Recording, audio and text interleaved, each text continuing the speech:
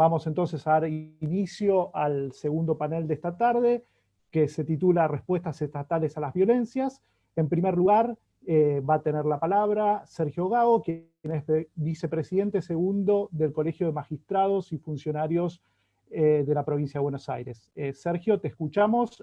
Cada expositor puede habilitar el micrófono una vez que comience a hablar. Bueno, buenas tardes a todos y todas. Muy agradecido, muy contento de realizar esta actividad en conjunto con la coorganización de la Red de Jueces Penales. Y vaya con esto, el agradecimiento, el saludo a los amigos de la red y de Mario Caputo. Me parece que este es el camino que tenemos que marcar. Es muy importante que cada institución que representa distintas especificidades del Poder Judicial trabajen en conjunto, porque el desafío que tenemos por delante, por supuesto, es mucho. La verdad que tenía pensado en un speech, como generalmente hacemos para este tipo de reunión, pero me quedé un poco repasando las palabras de la diputada Galán, de la periodista Messi, de Sandra París, del compañero, colega que acaba de exponer.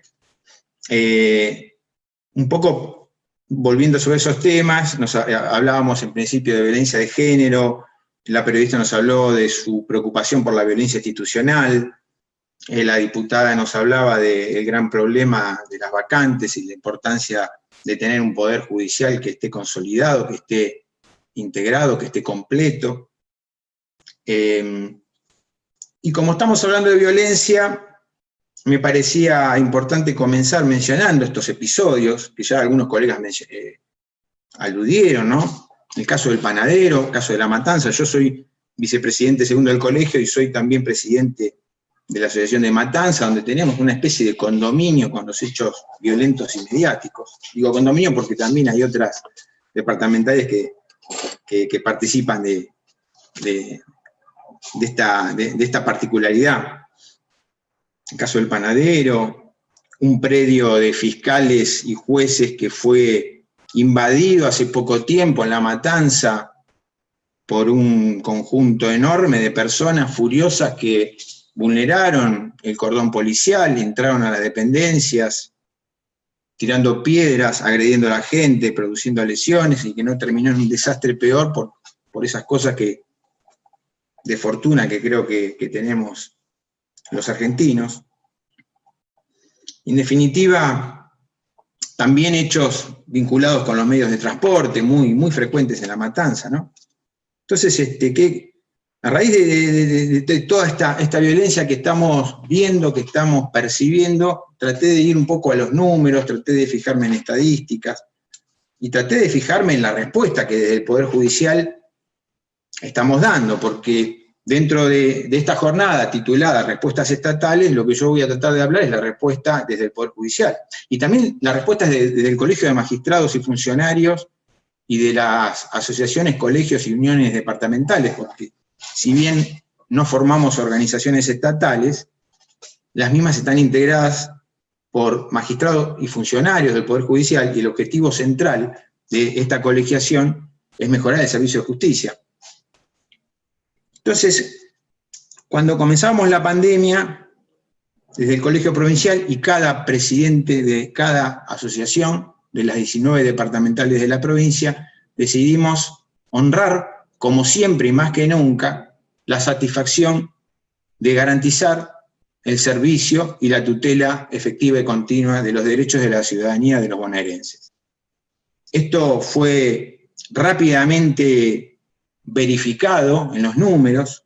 Esto fue un trabajo en equipo con quien no es otro que nuestro representante constitucional, que es la Corte Suprema, y rápidamente pudimos dar la cara y pudimos decir presente, porque fíjense que los fueros en donde impacta más rápidamente la violencia, más nítidamente, son los fueros de familia y el fuero penal, en sus distintas facetas, ¿no? Penal, responsabilidad penal juvenil y ejecución penal. Estos fueros, por su dinámica, eran los que más lejanos estaban a la posibilidad de digitalización, sencillamente porque la inmensa mayoría de los expedientes ingresan por oficinas que no son del Poder Judicial, como son las comisarías. y además porque los procesos están signados fuertemente por la oralidad que nos lleva a la necesidad de mover gente, citar testigos, realizar juicios en ámbitos cerrados, e incluso con la institución del juicio por jurado, lo que implica mayor acumulación de personas.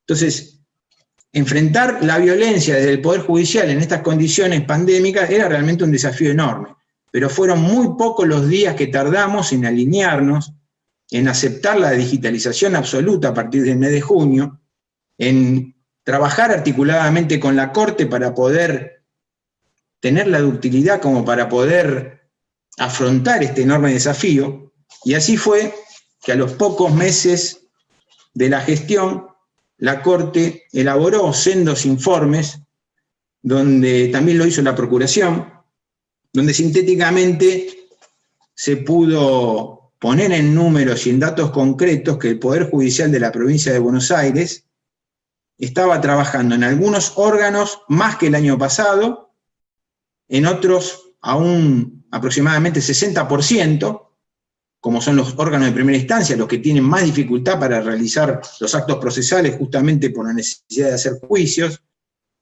en la justicia de paz en un 67%, todo lo cual en pocos meses demostró que el Poder Judicial de la provincia estaba a la altura de las circunstancias. Esta realidad, reconocida en palabras de la Corte, no solo en números, donde se ha expuesto que la sinergia y el compromiso de los operadores judiciales fueron los que hicieron posible estos resultados. Estos resultados, en el minuto cero, nos vieron en circunstancias realmente de una incertidumbre total. No teníamos alcohol, no teníamos máscaras, no teníamos barbijos, no teníamos insumos electrónicos.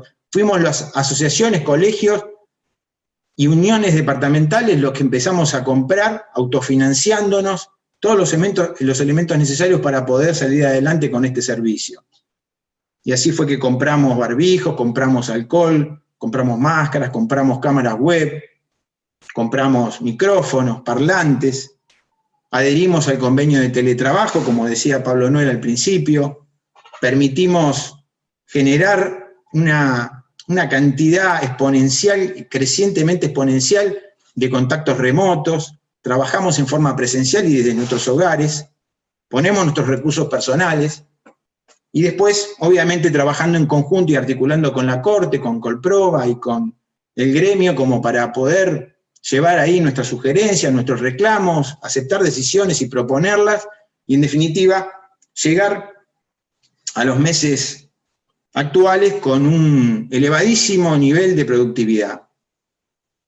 Me puse a revisar un poco las estadísticas de la violencia, circunscribiéndome a los fueros penal y de responsabilidad penal juvenil, teniendo en cuenta que justamente hace poco tiempo, creo que días, la Procuración hizo una publicación en su página web. Tengo todos los números, pero tengo muy pocos minutos, así que voy a ser concreto. Los números indican que la cantidad de delitos en los meses de pandemia, según la Procuración, se analizaron desde marzo hasta fines de junio, son de un 44% menor en cantidad que el año pasado. Traté de analizar concretamente los delitos más graves. Estos son los homicidios criminis causa, los homicidios agravados en general, entre los cuales están los que tienen que ver con la violencia de género, ¿no? Y el homicidio en acto de robo, y aún así los índices de ingresos de causas del año actual, en los meses pandémicos, son inferiores en un 22% a los del año pasado. Sorprendido por este resultado, me puse a hacer un estudio en Matanza, pero ya analizando los meses de julio, agosto y septiembre.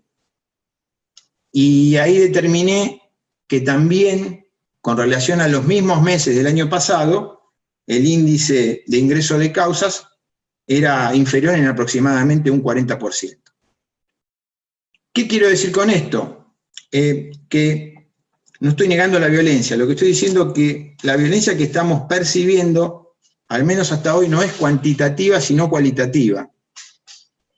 Y tratando de dar una explicación, me atreví a aventurar algunas conclusiones, por supuesto, opinables. En primer lugar, concluir en que el Poder Judicial está de pie por el enorme esfuerzo de sus integrantes. El desafío será mucho mayor, como dijo, creo que fue la periodista, el día después, cuando venga la llamada nueva normalidad, porque uno tiene la sensación que cuando la tensión puesta hoy en el servicio de salud empiece a disiparse, a partir del achatamiento de las curvas que todos esperamos, esa tensión se va a volcar a otros sistemas, y particularmente al Poder Judicial. Cuando llegue ese momento, no va a ser suficiente nuestra vocación de servicio, nuestro esfuerzo, nuestro orgullo para sostener lo que va a venir. Es necesario, sin duda, dotar a este Poder Judicial de todas las herramientas necesarias como para enfrentar una conflictividad que posiblemente esté escalando y mucho más a partir de ahora. Me permito decir algunas conclusiones de la Corte Provincial cuando hacía el segundo informe de gestión. Se enfatizaba allí que uno de los motivos para llegar a estos números tenía que ver con la sinergia generada por la intensificación en el uso de los medios tecnológicos y el compromiso de los protagonistas de la labor jurisdiccional. Pero también la Corte nos hablaba de algunas materias pendientes. Para mencionar las más concretas, nos decía que la falta de un régimen legal de autarquía económica financiera para el Poder Judicial, el problema de la infraestructura edilicia, la creciente cantidad de vacantes, como bien lo decía la diputada París, que llega hoy a un récord histórico, absolutamente histórico, que genera que estemos permanentemente subrogándonos, desangrándonos, a la par, dicho sea de paso, de financiar al IPS, y el avisoramiento de un incremento de la litigiosidad para los meses venideros. Como presidente de una asociación del conurbano, una de las más grandes de este país, y vicepresidente del colegio, me permito hacer una interpretación de estos datos que nos dejaba la Corte como materias pendientes. Y traduciéndolos, entiendo que lo que se nos dijo es que el Poder Judicial está incompleto.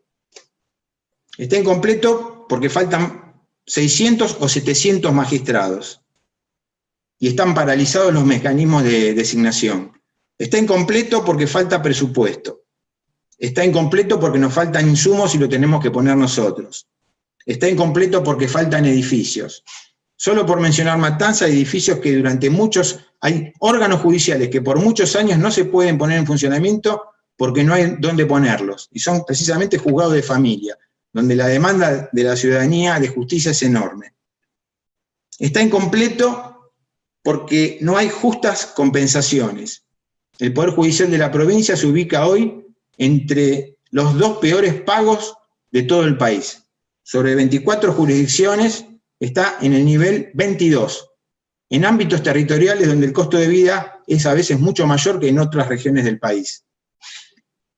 El Poder Judicial está incompleto por la falta de autonomía y autarquía financiera. Entendemos que hay que trabajar todos en conjunto para poder cambiar esta realidad. Entendemos que habrá muchos mecanismos necesarios, pero que la articulación entre los 3 poderes del Estado y entre el territorio y la administración central son imprescindibles. Muchas gracias.